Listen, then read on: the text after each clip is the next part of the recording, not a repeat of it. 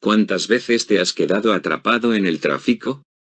Elon Musk se ha propuesto acabar con dicho problema, pues mientras otros ven solo un problema, un visionario busca una solución. En este vídeo te mostramos cómo Elon Musk cambiará la manera en cómo nos transportamos para siempre. Suscríbete para más contenido en Financial Innovation.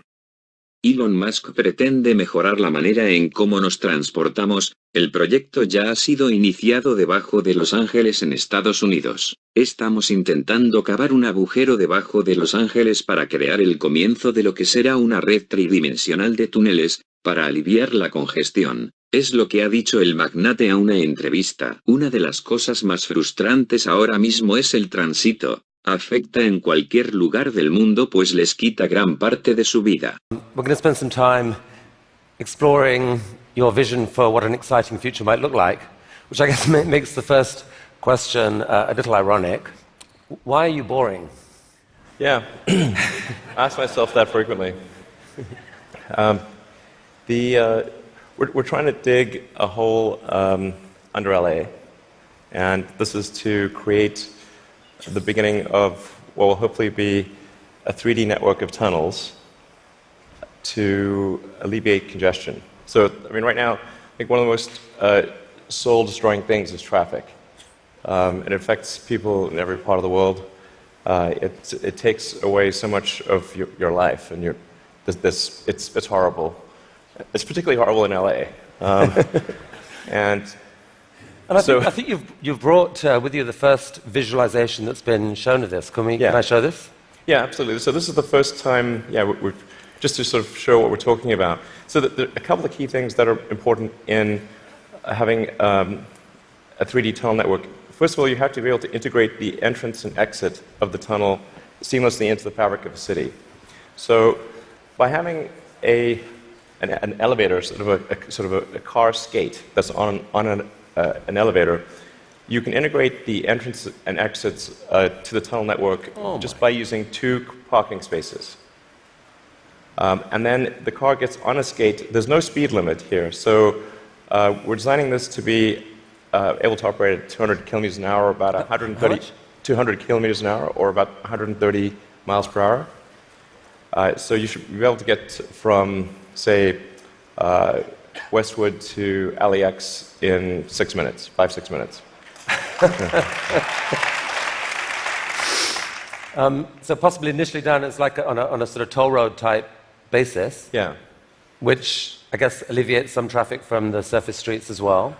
So I don't know if people noticed it in the video, but there's no real limit to how many levels of tunnel you can have. So you can go much further deep than you can go up. The deepest mines are much deeper than the tallest buildings are tall.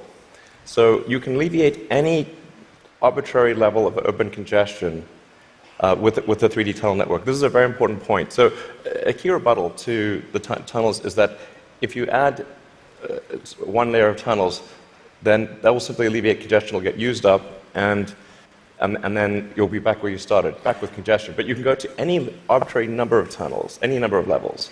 But people assume traditionally it's incredibly expensive to dig, and that would block this idea. Yeah. Well, they're right. To give you an example, the LA subway extension, which is, I think it's a 2.5-mile extension that was just completed for $2 billion. So it's roughly $1 billion a mile to do the subway extension in LA. And this is not the highest utility subway in the world. It's quite difficult to dig tunnels normally. I think we need to have at least a 10-fold improvement in the cost per mile of tunneling. And how could you achieve that? I guess, actually, if you just do 2 things, you can get to approximately an order of magnitude improvement, and I think you can go beyond that. So the first thing to do is to cut the tunnel diameter by a factor of 2 or more. So a single road lane tunnel would, according to regulations, has to be 26 feet, maybe 28 feet in diameter to allow for crashes and emergency vehicles and sufficient ventilation for combustion engine cars. But if you shrink that diameter to what we're attempting, which is 12 feet, which is plenty to get an electric skate through, you drop the the diameter by a factor of 2 and the cross-sectional area by a factor of 4.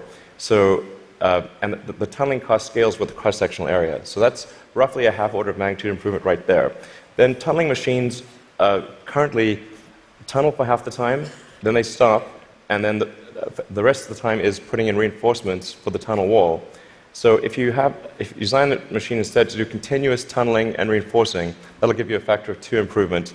Combine that and it's a factor of 8. Also, these machines are far from being at their power or thermal limit. So you can jack up the power to the machine substantially. I think you can get at least a factor of 2, maybe a factor of 4 or 5 improvement on top of that. So I think there's a fairly straightforward series of steps to get somewhere in excess of an order of magnitude improvement in the cost per mile.